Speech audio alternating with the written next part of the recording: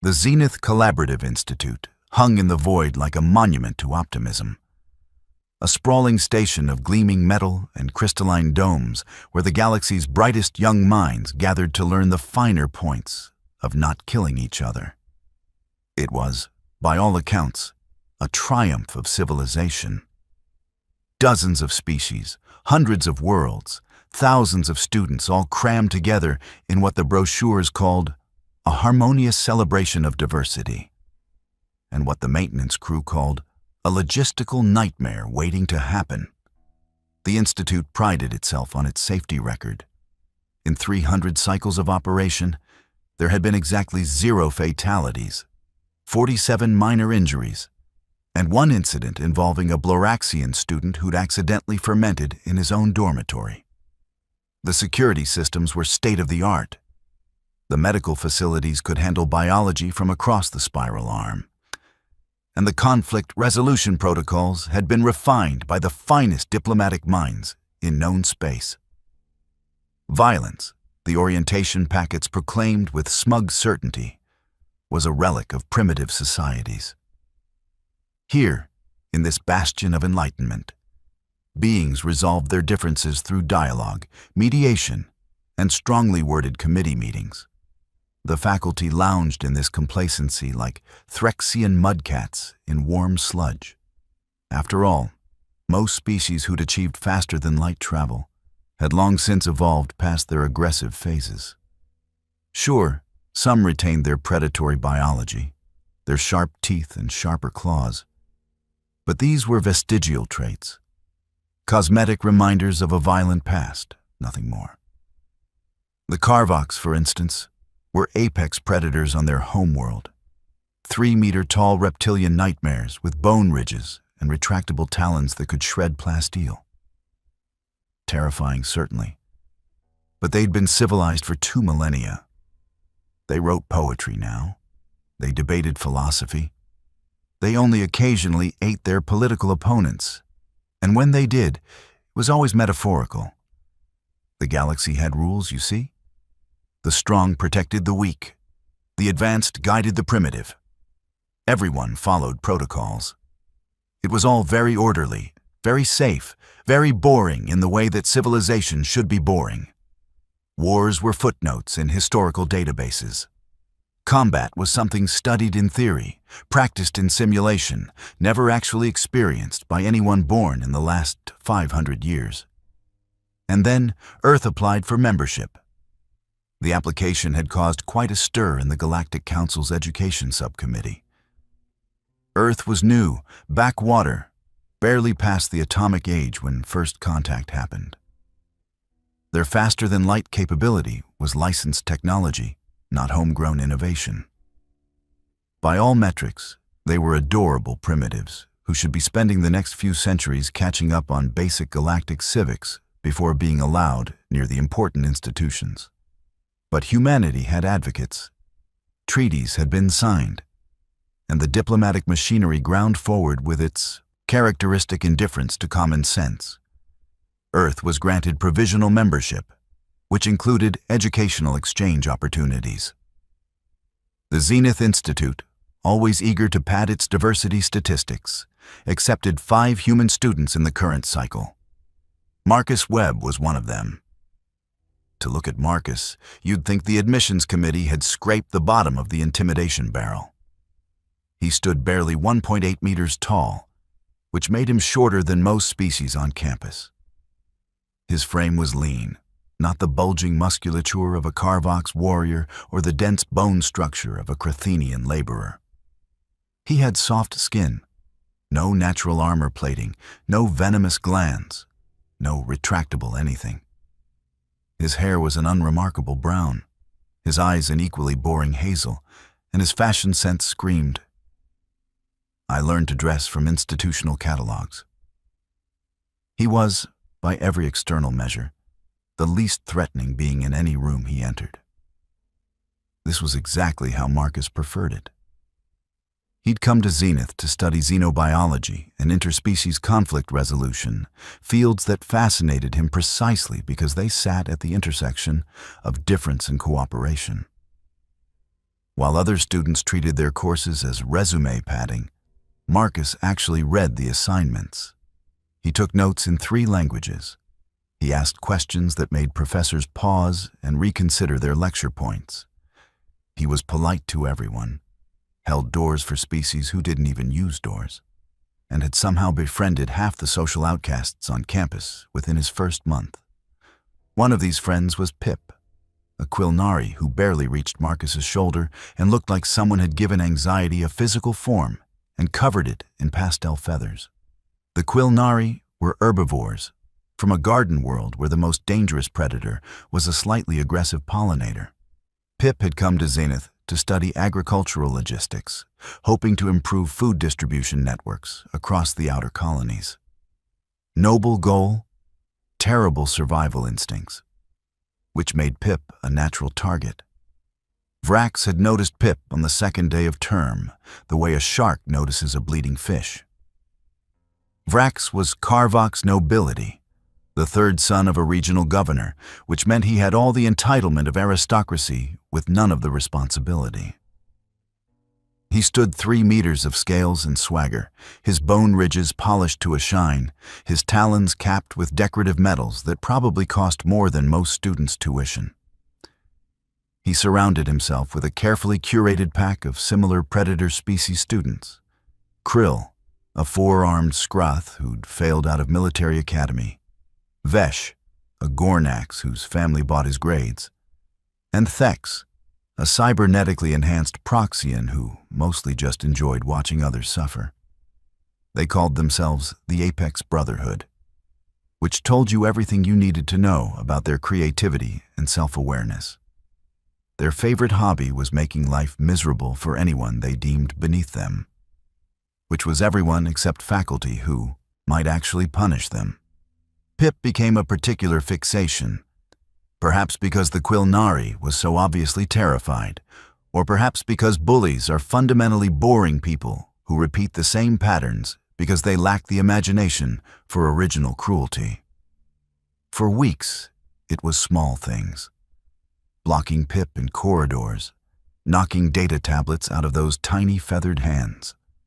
Loud comments about herbivore inferiority made whenever Pip was in earshot. The kind of harassment that technically violated campus policies but was hard to prove, easy to dismiss, and designed to avoid triggering the automated security systems that watched for physical violence. Marcus noticed. Of course, Marcus noticed. He'd made a point of noticing things, reading rooms, understanding social dynamics. It was a survival skill he'd learned young, though none of his current classmates would understand the context. His first interventions were diplomatic, appearing when the Apex Brotherhood cornered Pip, asking innocent questions that gave Pip an excuse to leave, positioning himself physically between the bullies and their target, without making it obvious that's what he was doing. Reporting incidents to student services, filling out the proper forms, following the proper channels. It accomplished nothing. Because Vrax was nobility, and his family donated generously to the Institute. And the administration treated his youthful high spirits with the kind of indulgence usually reserved for senile grandparents and diplomatic incidents that might cause wars. Just avoid them, the student services counselor told Pip after the 4th report. There's plenty of space on campus. As if fear should dictate where students could safely exist. Marcus bit his tongue during that meeting. He smiled politely. He thanked the counselor for their time. And he walked Pip back to the dormitory, making small talk about agricultural yields and soil composition, pretending not to notice how badly his friend was shaking. "You don't have to keep helping me," Pip whispered at the dorm entrance. "They might start targeting you too." Marcus just smiled. "I'm not worried about them." It was true. He wasn't worried. But perhaps he should have been worried about what he might do when the situation inevitably escalated, because escalation was the only direction this kind of story ever went. The incident happened 3 weeks later, in Lab Complex 7, a section of the Institute dedicated to environmental studies. It was late in the station's artificial evening cycle. Most students back in their dorms, the corridors empty except for the soft hum of life support and the distant clatter of maintenance drones. Pip had stayed late working on a hydroponics project, something about optimizing nutrient delivery for zero-gravity farming. Marcus knew this because they'd studied together earlier, and he'd made a mental note of when Pip expected to finish. Just a precaution, just awareness. He was heading back to check on his friend when he heard it. The unmistakable sound of fear, a high-pitched Quilnari distressed chirp echoing down the corridor. Marcus didn't run. Running attracted attention, triggered pursuit responses in predator species. Instead, he moved quickly but smoothly, following the sound to an auxiliary lab space where the Apex Brotherhood had cornered Pip against a bulkhead. Vrax held Pip by one feathered arm, dangling the smaller being off the ground while Krill and Vesh laughed. Thex was recording the whole thing on a personal device, probably for later entertainment. "Please," Pip was saying, voice breaking. "I didn't do anything. I was just working, please." "Please," Vrax mimicked in a cruel falsetto. "You're always working, always scurrying around like you belong here. This is an institute for important species, little feather duster, not agricultural drones." Marcus appeared in the doorway, hands relaxed at his sides, expression calm. "Hey guys. Pip, you ready to head back?" 4 sets of eyes turned toward him. Vrax's ridges rippled with something between amusement and irritation. The human. Pip's little pet guardian. We were just having a conversation about proper social hierarchy. "Looked more like assault to me," Marcus said evenly. "Why don't you put Pip down and we can all go our separate ways? No harm, no reports, no administrative headaches." Krill laughed, his 4 arms flexing in what was probably meant to be intimidating. "You going to make us, mammal? You barely reach our chest plates." "I don't want to make anyone do anything," Marcus said, and he meant it. "I'm asking politely. Please let my friend go." Vrax's tail lashed, a sign of aggression in Karvok's body language. "You know what your problem is, human? You don't understand your place. You're from some backwater Category 3 world, barely worthy of contact, and you think you can negotiate with apex species?" He squeezed Pip harder, drawing another chirp of pain. "We're predators. You're prey. That's nature. That's reality." Marcus sighed. It was a tired sound, heavy with the weight of every diplomatic option exhausting itself in real time. Actually, Earth's classification is a little more complicated than that. But sure, let's go with your version. I'm prey. You're predators. Very scary, very impressive. Now please put Pip down before someone gets hurt. "Someone is going to get hurt," Vrax said, dropping Pip and moving toward Marcus. "You for being annoying." The first swing came fast, Vrax's clawed hand slashing toward Marcus's head with enough force to decapitate most species. It was a killing blow, or would have been, except Marcus wasn't there anymore. He'd shifted his weight, pivoted on his back foot, and Vrax's talons scraped air where his throat had been a microsecond earlier. Vrax stumbled, confused. Krill lunged next, all 4 arms reaching to grapple, and Marcus did something that looked absurdly simple. He stepped into the attack, caught one of Krill's wrists, and used the Scruth's own momentum to redirect him face first into the bulkhead with a wet crunch. Krill dropped like a puppet with cut strings. 3 seconds, 1 down. Vesh charged, relying on Gornak's bulk and bone density, the standard tactic of a species who rarely encountered resistance. Marcus dropped low, swept Vesh's lead leg, and as the Gornax's own weight carried him forward, Marcus's elbow came up sharply into a nerve cluster under Vesh's jaw. The big alien's eyes rolled back, and he collapsed in a heap of unconscious meat. 6 seconds. 2 down. Thex, the smart one, went for his communicator. Marcus's hand shot out, caught Thex's wrist, applied pressure to a joint. And suddenly Thex was on his knees, gasping in pain from a nervous system being politely asked to shut down through the application of mechanical leverage and anatomical knowledge. 9 seconds. 3 down. Vrax, finally processing what was happening, roared and came at Marcus with everything he had. Talons extended, teeth bared, every bit of apex predator biology screaming that this was impossible. This tiny mammal couldn't be doing this. Reality needed to correct itself immediately. Marcus sidestepped, grabbed Vrax's lead arm, and used a dozen principles of physics that the Carvox had somehow never applied to personal combat. Leverage, momentum, rotational force. Vrax's superior size became a liability as Marcus guided his spin, accelerated it, and introduced the Carvox's skull to a structural support beam with a metallic clang that echoed down the corridor. Vrax dropped, out cold.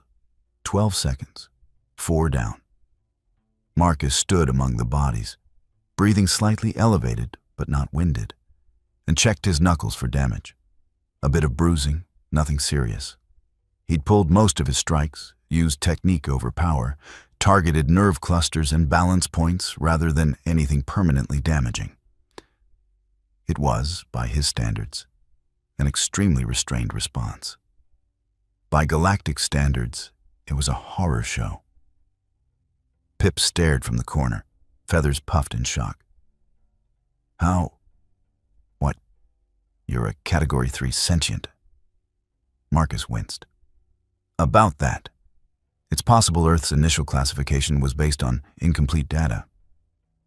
The security team arrived 2 minutes later, weapons drawn, expecting to find a crime scene. They found Marcus sitting calmly against the wall, Pip being checked for injuries, and 4 of the station's most notorious bullies unconscious on the floor.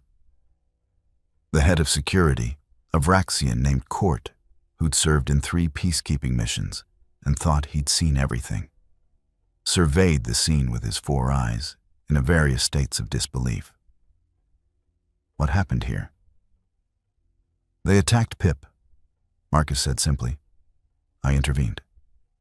You intervened, Court repeated slowly, looking at Vrax's unconscious form. A Carvox warrior, trained in combat from hatching, was intervened by a human student. Actually, 4 of them, Marcus corrected helpfully. Is Pip okay? That's really the important question here. The medical team confirmed Pip was shaken but uninjured. The 4 attackers, meanwhile, had various concussions, a broken facial ridge, some severely strained joints, and wounded pride that would probably never fully heal. All injuries were classified as non-lethal, controlled, and proportional to the threat level, which somehow made it worse, because proportional meant Marcus had known exactly what he was doing. Every strike, every movement, every application of force had been measured.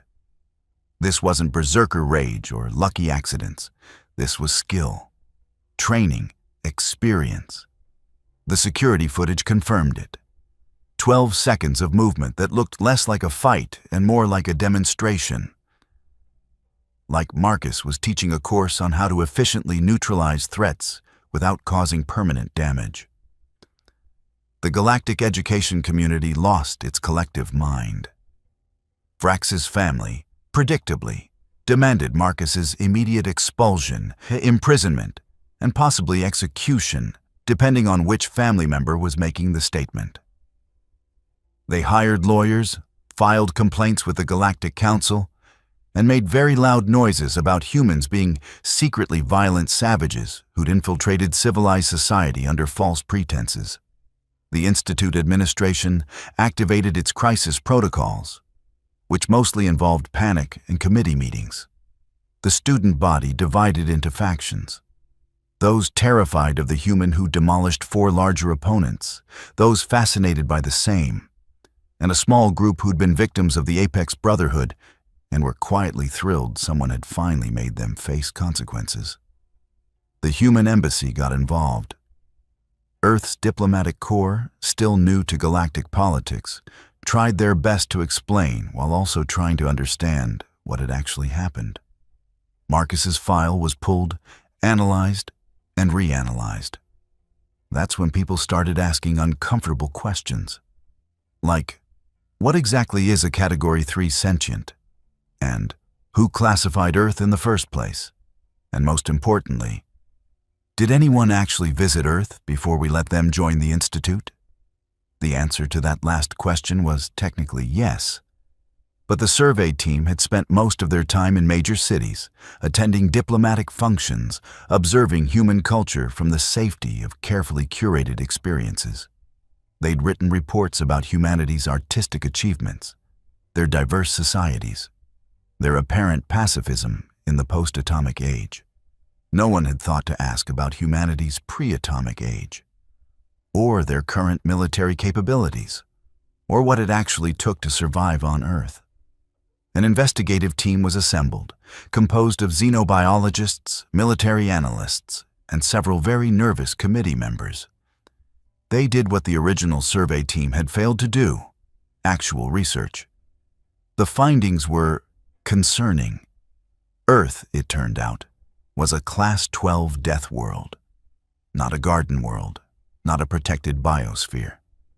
A planet where everything, from the microbes to the megafauna, was actively trying to kill you at all times. The gravity was 50% higher than galactic standard. The atmospheric pressure could crush unprotected Quilnari. The temperature swings could freeze or cook most species. The native diseases were so virulent that human immune systems had evolved into biological warfare suites. The predators included aerial hunters with telescopic vision, aquatic killers with electrical sensing, terrestrial ambush specialists with infrared detection. And that was just the mammals. Then there were the arthropods, the reptiles, the plants, some of which were carnivorous, the weather patterns that spawned hurricanes, tornadoes, and blizzards capable of destroying cities, the tectonic activity, the volcanic eruptions, the fact that humans had evolved persistence hunting, which meant they could literally chase prey until it died of exhaustion. Humans weren't Category 3 sentients. They were survival specialists from a planet that made military training simulations look like vacation resorts. And Marcus? Marcus was average. By human standards, he was a college student with some basic self-defense training and a peacekeeping interest. He'd never served in human military forces. He'd never been in actual combat. Everything he'd done to the Apex Brotherhood was, from a human perspective, the equivalent of breaking up a playground scuffle. The investigative team's report included a sentence that became infamous in academic circles. Further research indicates that any standard human possesses combat capabilities equivalent to a trained Special Forces operative by galactic standards, and they consider this baseline competence. The formal inquiry was held in the Institute's largest auditorium, with representatives from a dozen species in attendance, plus remote feeds to the Galactic Council's Education Board. Marcus sat at a table that was slightly too tall for him, looking distinctly uncomfortable with the attention, while lawyers and officials argued about his fate. Vrax's family lawyer, a Crethian named Solvax with 3 degrees in interstellar law, presented his case with theatrical flair. The human attacked without provocation, demonstrating savage violence inconsistent with civilized behavior. He poses an ongoing threat to student safety and should be removed from the Institute immediately. The arbitrator, an ancient thrall named Quarix, who'd mediated disputes for 2 centuries, turned his sensor stalks toward Marcus. "Do you have a response?" Marcus looked at the assembled officials and spoke quietly. "Could I just explain what Earth is like? I think there might be some confusion." "Please do," Quark said. "Right. So, where do I start?" Marcus gathered his thoughts. Earth has approximately 8 million documented species, and probably millions more undocumented. Most of them have evolved specialized killing methods. We have insects that can kill, you with a sting. Arachnids with venom that dissolves tissue. Fish with neurotoxins. Snakes with hemotoxic venom. Mammals with claws and teeth. Birds with talons. We have bacteria that can eat flesh, viruses that can shut down organs, and parasites that can control your behavior. The audience was very quiet. Our weather includes storms with winds exceeding 300 kilometers per hour. We have temperature variations of over 100 degrees between seasons in some regions. We have natural disasters that can destroy cities, earthquakes, tsunamis, volcanic eruptions, floods, droughts, wildfires. As children, we're taught what to do during these events because they're common enough to require preparation. Someone in the back made a strangled noise. The gravity on Earth is 1.3 times standard galactic, which means we're carrying extra weight all the time. Our atmospheric pressure is higher. We evolved to function in these conditions. So when we're in standard galactic environments, everything feels lighter, easier. Marcus continued, warming to his topic despite the horrified expressions facing him. We have mammals that hunt in coordinated packs. Reptiles that can go months without eating, then ambush prey. Aquatic predators that detect electrical fields and can smell blood from kilometers away. Aerial predators with vision acute enough to spot small prey from 3 kilometers up.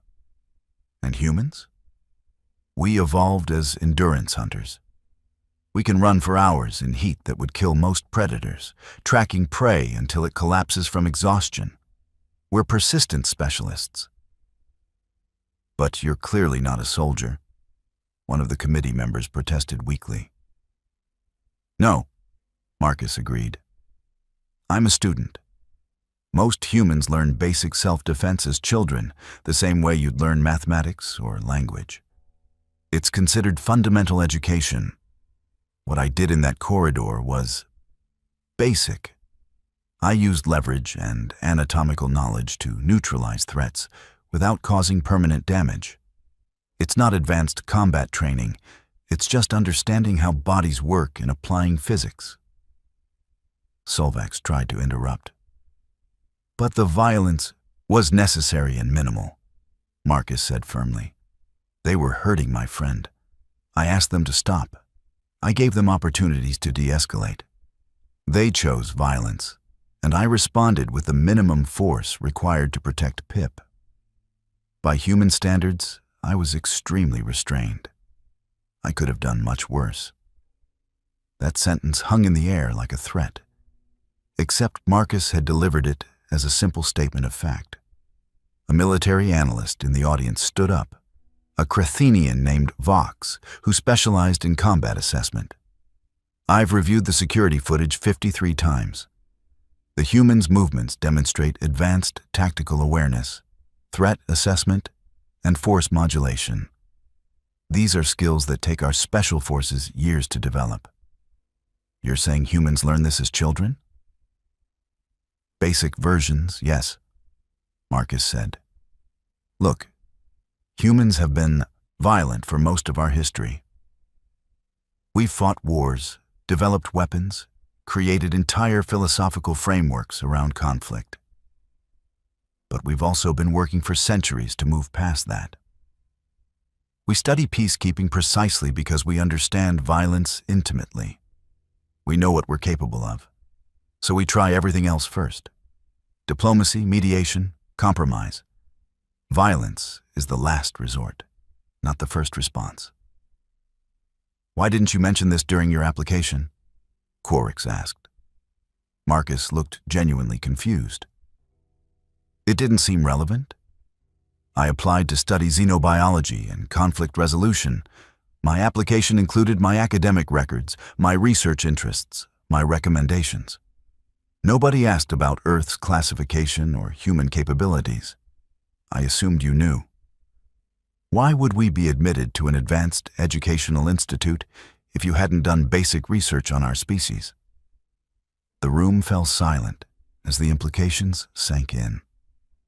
The Galactic Council had admitted humans based on incomplete information. The Institute had accepted human students without understanding what they were accepting. The entire system had failed its due diligence because everyone assumed someone else had done it.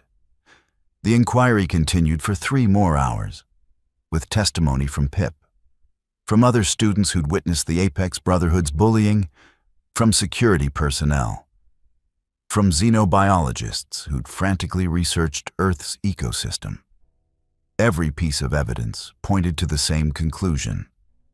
Marcus had acted in defense of another student, had used appropriate and measured force, and had done exactly what any trained security personnel would have done in the same situation. Except he wasn't security personnel. He was a 19-year-old student who'd learned self-defense the way other species learned to play instruments. The charges against Marcus were dropped. Vrax and his associates faced expulsion and criminal charges for assault. The Carvox family's lawyers tried to spin it, to argue cultural differences and youthful mistakes. But the evidence was overwhelming, and public sentiment had shifted. Turns out most students didn't appreciate bullies, regardless of species. The aftermath rippled through the Institute like shockwaves through water. Campus policies were revised, harassment protocols strengthened, security training updated to account for species with capabilities beyond standard assumptions. The human exchange program was put under review, not to cancel it, but to ensure everyone understood what they were actually dealing with. Marcus became a minor celebrity, which he hated. Students gave him wide berths in corridors, whispered when he passed, treated him like a weapon that might accidentally discharge. Some asked for self-defense lessons. Others asked if all humans were like him. A few brave souls asked if he could beat other species in combat, as if he was a fighting game character to be theory-crafted. He declined most interviews, avoided attention when possible, and tried to return to his studies. But things had changed. The casual assumption of safety had been replaced by awareness that violence was always possible, just usually controlled. It made people uncomfortable, seeing that reality made manifest. Pip stayed close, grateful and guilty in equal measure. "I'm sorry," the Quilnari said one evening as they reviewed agricultural data. "You came here to study, and now everyone treats you like you're dangerous." Marcus looked up from his tablet. "I am dangerous, Pip. Every human is. That's not special or unique to me. But being dangerous doesn't mean being violent. It means having the capability and choosing not to use it except when necessary. That choice is what matters. Do you regret it? Defending me?" "Not even a little bit," Marcus said immediately. "You're my friend. They were hurting you. Everything I did, I'd do again. I just wish it hadn't been necessary." The semester continued. Marcus's grades remained excellent, because of course they did. He completed his xenobiology project on cross-species communication barriers, wrote a paper on conflict de-escalation techniques that became required reading in 3 courses, and helped Pip design a hydroponic system that increased yield efficiency by 17%. The Galactic Council quietly updated Earth's classification and threat assessment. Human students were flagged for additional monitoring, not as punishment, but as acknowledgement of capability. The Institute's admissions board implemented new protocols for evaluating species from newly contacted worlds. Several universities requested information exchange programs specifically to study human conflict resolution approaches. Vrax, expelled and disgraced, reportedly returned to his homeworld where his family tried to quietly make the whole incident disappear. It didn't work. The security footage had been leaked, copied, distributed across the galactic network. Vrax became a cautionary tale. The bully who picked on the wrong target and learned that assumptions about prey and predator were more complicated than simple biology suggested. Other human students at the Institute reported mixed experiences. Some faced increased hostility from species who resented the revelation of human capabilities. Others found unexpected respect. A few, like Marcus, just wanted to study and were frustrated by the constant attention. Earth's embassy worked overtime to manage diplomatic relations, explaining repeatedly that yes, humans were from a Deathworld, and yes, they had significant combat capabilities. But no, they weren't planning to conquer the galaxy. The ambassador gave speeches about humanity's commitment to peace, about choosing cooperation over conflict, about the value of diversity. Most species believed it. Some remained skeptical. Everyone updated their security protocols. 3 months after the incident, Marcus sat in the Institute's central garden, a biodome that housed plants from 24 worlds, studying for his final exams. The space was mostly empty at this hour, just the soft hum of environmental systems and the rustle of alien foliage. A new student approached hesitantly, a Veltharian with iridescent scales and nervous eyes. "Excuse me, are you Marcus Webb?" "Yes," Marcus said, not looking up from his notes. "The human who—" The Veltharian trailed off, unsure how to phrase it. "The human who defended his friend, yes," Marcus finished, still reading. "I wanted to say thank you. Vrax's group used to bother me too. Nobody ever stopped them before. You made it safe for a lot of students." Marcus finally looked up and saw genuine gratitude in those alien eyes. He smiled. "You're welcome. That's what anyone should do, right? See something wrong, try to fix it." "Most people don't," the Veltharian said quietly. "Most people look away." "Yeah," Marcus acknowledged. "But most people aren't from Earth. We grew up on a planet that tried to kill us constantly, so we learned to look out for each other. It's survival instinct for us. Community, cooperation, protecting the group. We're social animals. Alone, we're vulnerable. Together, we're formidable." The Veltharian thanked him again and left. Marcus returned to his notes, completely unaware that the conversation had been observed by a dozen other students who'd chosen the garden for the same reason he had. It was quiet, peaceful, and one of the few places on campus where you could forget about politics and threat assessments and just exist. Word spread, as it always did. The human wasn't just dangerous. He was genuinely kind, protective, the kind of person who'd risk himself for others without expecting anything in return. It was a confusing combination for species who'd equated capability with aggression for so long. Final exams came and went. Marcus passed with honors, because of course he did. His thesis on cross-species conflict resolution in multi-ethnic educational environments was accepted for publication in 3 academic journals and became cited in policy discussions at the Galactic Council level. The semester ended. Students returned to their homeworlds for the break. Marcus stayed, having nowhere particular to go and research to continue. He spent his time in the library, the labs, occasionally the garden. Pip stayed too, working on agricultural projects and enjoying the quiet campus. They had dinner together one evening, sharing a meal carefully prepared to meet their respective biological requirements. Pip picked at synthesized grains, while Marcus consumed something that Pip thought looked alarmingly like raw protein, but was apparently cooked to human standards. "What will you do after graduation?" Pip asked. Marcus considered. "Probably join a peacekeeping organization. Maybe work in first contact situations. Somewhere I can help prevent conflicts before they start." "Because you understand violence." "Because I understand violence," Marcus agreed. "Because I know what happens when peaceful options fail. Because I'd rather spend my life making sure those options don't fail than dealing with the aftermath when they do." "That's very human of you," Pip observed. "Thank you," Marcus said, genuinely pleased. The next semester brought new students, including 3 more humans. The administration had learned its lesson and provided proper orientation, clear expectations, and a support system that acknowledged human capabilities without treating them like weapons. The new human students adapted quickly, though they all heard the stories about Marcus within their first week.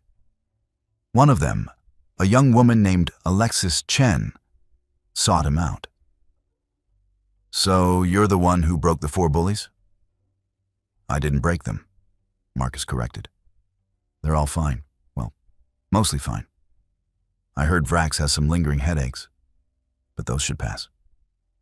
Alexis grinned. "You know what's funny? Back on Earth, what you did wouldn't even make the local news. College student breaks up assault. That's a Tuesday. But out here, it's this legendary thing." "Yeah," Marcus said. "Perspective is weird like that. They're all scared of us now.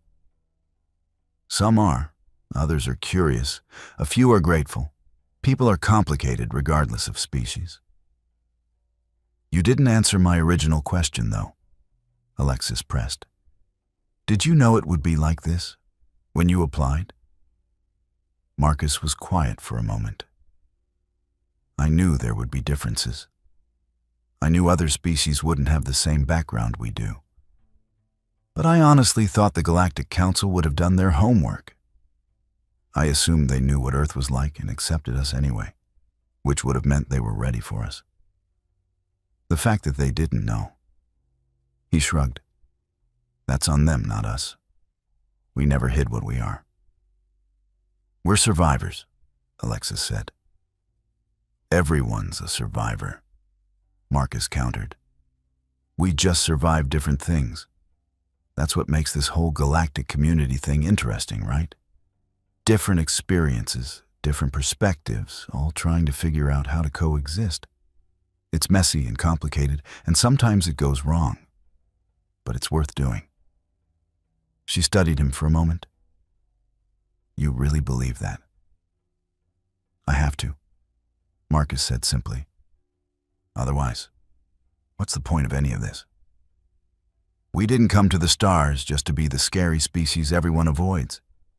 We came to learn, to grow, to be part of something bigger. Yes, we're from a Deathworld. Yes, we have capabilities that make other species uncomfortable. But that's not all we are. We're also explorers, students, friends, people trying to make things better. That should count for something." It did count. Slowly, gradually, perceptions shifted. The initial fear of humans gave way to cautious respect, then to genuine curiosity. Students started asking questions about Earth, about human history, about how a species could be both peaceful and dangerous at the same time. Some universities established exchange programs, specifically focused on human conflict resolution methods. Others wanted to study human biology, psychology, cultural development. Humanity became less of a scary unknown and more of a fascinating puzzle. How did you create a lasting peace after millennia of warfare? How did you channel violent capability into protective service? How did you teach children to be both gentle and strong? These were questions the galaxy had struggled with, and humans offered a working model, however imperfect. Marcus completed his degree with highest honors. He gave a commencement speech that was surprisingly humble, thanking his professors, his friends, and the Institute for the opportunity to learn and grow. He didn't mention the incident with Vrax. He didn't need to. Everyone knew. It was part of his story now, a footnote in the larger narrative of human integration into galactic society. He took a position with the Galactic Peacekeeping Corps, assigned to mediation teams in frontier space. Pip joined an agricultural cooperative that distributed food to colony worlds. They stayed in touch, exchanging messages across the light years, sharing their successes and frustrations. Vrax, last anyone heard, was working in his family's administrative offices, far from anything resembling combat or confrontation. Rumor had it he'd become quite vocal about the need for better anti-bullying policies in educational institutions. Whether this was genuine growth or damage control was unclear, but the policies got implemented. So Marcus figured the motivation didn't matter as much as the results. The Zenith Collaborative Institute continued its mission of education and cooperation, now with updated protocols and a more realistic understanding of the species it admitted. The safety record remained impressive, though there was an asterisk now, a footnote that explained the 4-month gap and referenced the incident, without specifying details for those who didn't already know. New human students arrived each cycle. Less surprising now. Better prepared by orientation that actually covered Earth's unique characteristics. They studied, made friends, occasionally got into altercations that reminded everyone that capability and violence weren't the same thing. Most graduated without incident. A few became legends in their own right. All contributed to the slowly shifting perception of humanity from dangerous unknowns to valued members of the galactic community. Because here's the thing about Deathworld survivors.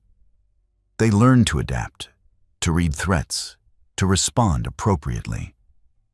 They learn that survival isn't about being the strongest or the most violent. It's about being smart, flexible, and knowing when to fight and when to flee, and when to find a third option nobody else considered. And when you take that survival instinct, that adaptability, that hardwired drive to protect the group, and you point it at problems like hunger, disease, conflict, and injustice, you get something the galaxy hadn't seen before. A species that chose peace not because they couldn't handle violence, but because they understood it too well to waste it on anything less than absolute necessity. Marcus Webb, average human, unremarkable student, became a symbol of something the galaxy needed to understand. Being dangerous and being good weren't mutually exclusive. In fact, sometimes being capable of violence was what made choosing peace meaningful. The strength to hurt, combined with the wisdom not to, was perhaps the highest form of civilization, more advanced than any technology or social structure. The Apex Brotherhood had learned this lesson the hard way. The galaxy learned it more gradually. And Marcus, he just kept doing what he'd always done. Studying, learning, trying to make things better, protecting those who needed protection, and occasionally, when absolutely necessary, reminding everyone that humans from Earth didn't need to be scary to be respected. But they definitely shouldn't be underestimated. Years later, when new species joined the galactic community, they'd receive orientation materials that included a section on humans. The materials were balanced, factual, and concluded with a note that became standard across diplomatic channels. Humans are cooperative, peaceful, and genuinely committed to interspecies harmony. They are also extremely capable if that harmony is threatened. This is not a contradiction. This is adaptation. Respect both aspects accordingly. Marcus would have been embarrassed by the attention if he'd known about it. but he was too busy with his work, mediating disputes, training peacekeepers, occasionally defending someone who couldn't defend themselves, and generally living the life he'd planned before anyone realized that student from Earth meant something different than everyone had assumed. Pip sent him a message one day, years after graduation, containing a simple observation. "You know what's funny? You came here to study peace, and you ended up teaching it by breaking 4 bullies in 12 seconds. Very human." Marcus read it, laughed, and typed back, "When you're from a death world, sometimes peace requires a demonstration of capability first. Understanding comes after respect, and respect comes after awareness. We just accelerated the timeline a bit. By punching people. By using measured, appropriate force in defense of a friend." Marcus corrected. "There's a difference." "Yes," Pip agreed. "That's the lesson, isn't it? Knowing the difference." And really, that was the whole story. Not that humans were dangerous, though they were. Not that Earth was a death world, though it was. But that a species could emerge from violence and chaos, carry that capability with them to the stars, and choose every single day to use it for protection rather than domination, for defense rather than conquest, for peace rather than war. They went after a student. Just a normal, average, unremarkable human student who wanted to study and learn and make friends. They thought he was prey because he was small and polite and non-threatening. They didn't realize he was a death world survivor who'd learned from birth that predators came in many forms, that violence was a tool to be controlled, not indulged, and that the strongest response was often the most restrained one. They learned. Eventually, everyone learned. And the galaxy became a little bit safer, a little bit wiser, and a lot more careful about assumptions based on appearance, classification, or incomplete data. Marcus Webb graduated, moved on, lived his life, and occasionally wondered what all the fuss had been about. To him, he'd just done what anyone should do. Protected a friend, used the minimum necessary force, and tried to make things better. That it had shocked the galaxy said more about the galaxy than it did about him. But then again, that was very human too.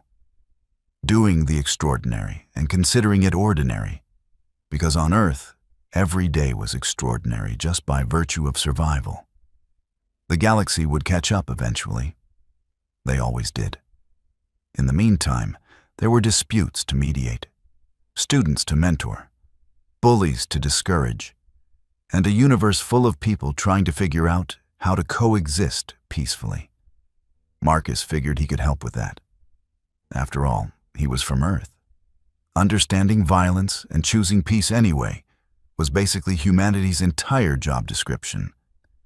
And if occasionally that job required a practical demonstration of capability, well, that was just part of the learning process. 12 seconds at a time. Claude is AI and can make mistakes. Please double-check responses. Sonnet 4.5.